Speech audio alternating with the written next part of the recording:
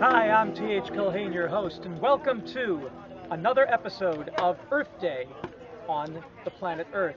Here live at Mercy College, sponsored by the Rotaract Club, the Model United Nations, and Envisage Mercy, the Environmental Sustainability and Justice Club. I'm T.H. Culhane, a faculty member, faculty advisor to Envisage from the Social and Behavioral Sciences Department and the Health and Natural Sciences Department here at Mercy College, with our entire Mercy crew of wonderful talent, the students of Mercy College, who've set up this wonderful event. And we're hoping to raise the kind of money and awareness that will lead to a healthy and sustainable and just outcome for all people everywhere.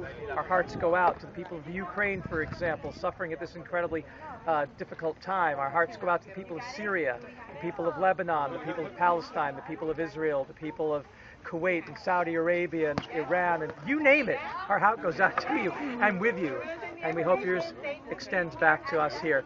We're hoping in this episode, this one episodic day in a continuum of days, to demonstrate that people from all over the world, from every culture, from every creed, every religion, every race, every background, every gender possibility, can come together in harmony with all of our non-human relatives to celebrate this unique jewel of a planet, the third rock from the sun, this particular planet water, which we mistakenly call Earth, this wonderful, lovely water planet by the beautiful Hudson River that flows into the Atlantic Ocean and then outward to the entire world, where we've all come together not far from the United Nations to bring all people together. And we're looking at some particular technologies out here on this nice sunny day. One, of course, is the foldable solar panel that's powering this amplifier right here. That same solar panel, being lightweight and foldable and easy to bring in a backpack and fold up. As you can see, when I fold the panel up, the amplifier goes out, but when I open it up to the sun and let the starlight fall on it, we get the electricity that we need.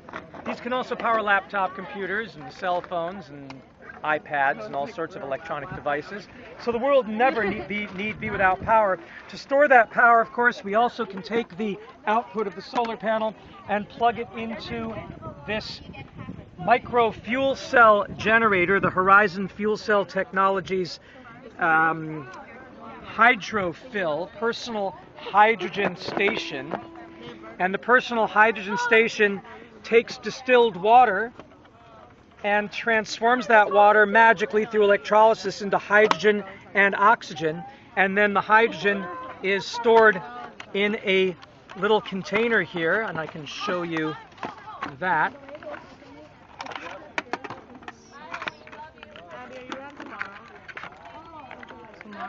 So rather than using batteries, we have these metal hydride canisters that store the hydrogen that the water turns into, and then can be plugged in here. And I think I dropped something. It should be, there it is. I have, no, not that charger.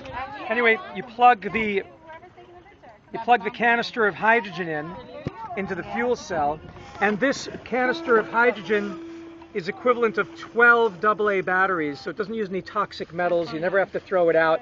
You simply plug the canister of hydrogen in, and then the USB port will supply power to your cell phone. Hard to see when you have... It's on. It's on. Yeah. So you can see there it's producing power, and of course then you can plug your phone in and your other peripherals, and you never have anything to throw out. There's no disposable anything there. It's just water into hydrogen and then hydrogen back into electricity. So you can reuse it over and over and over again. Over and over forever. I mean, until the material eventually wears out. The fuel cell itself is made of a plastic called Nafion 117, made by DuPont. It's in here. It breathes air and takes hydrogen and turns it into electricity. Very simple device, invented in the middle 1800s and just now being commercially exploited, but it's been around for over 150 years. So we should have been using it a long time ago. And then they can make bigger fuel cells like this one, and the larger the fuel cell, the more power it will put out. And so this one puts out about 30 watts. I brought to Baghdad, Iraq, a 100-watt fuel cell, and then there's 1,000 and 2,000 and 10,000 watt fuel cells. They can use hydrogen, they can use fossil fuels, they can use methane gas, a lot of different applications for fuel cells. They're really efficient, silent, and clean. So we wanted to demonstrate a bit of fuel cell technology. There are cars that run on fuel cells. There's the solar-powered backpack here that charges my cell phone while I'm walking.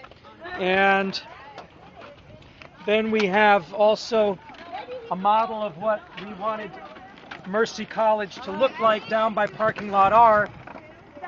Down behind the football field, we want to put a constructed wetland, a solar thermal tube, and flat plate collector.